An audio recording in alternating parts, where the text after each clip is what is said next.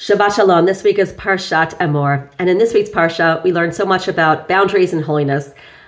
Likewise, we're also counting Sfirat HaOmer. We're trying to achieve the 40th level of holiness by counting 40 days of the Sfirat HaOmer.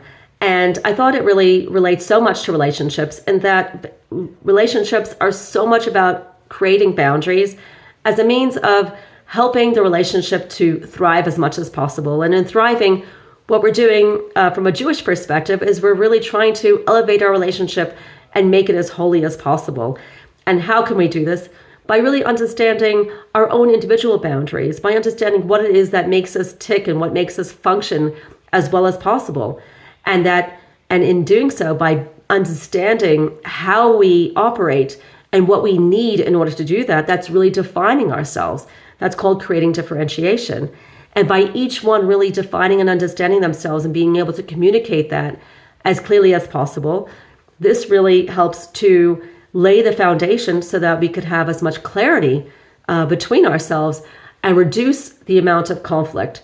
And in reducing as much conflict as possible, that enables us to feel as safe as possible in our relationships.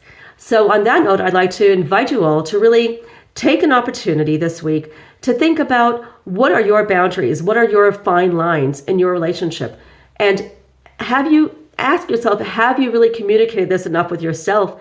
And does your partner really know this? Because so many people just think that because you're married, your partner should just know all these things about you. But how can that possibly be if you're not even aware of that yourself? So by taking stock of your own self, communicating that with your partner, you're going to be really using this opportunity to elevate your relationship and make it so much holier. And on that note, I'd like to wish you all a Shabbat Shalom.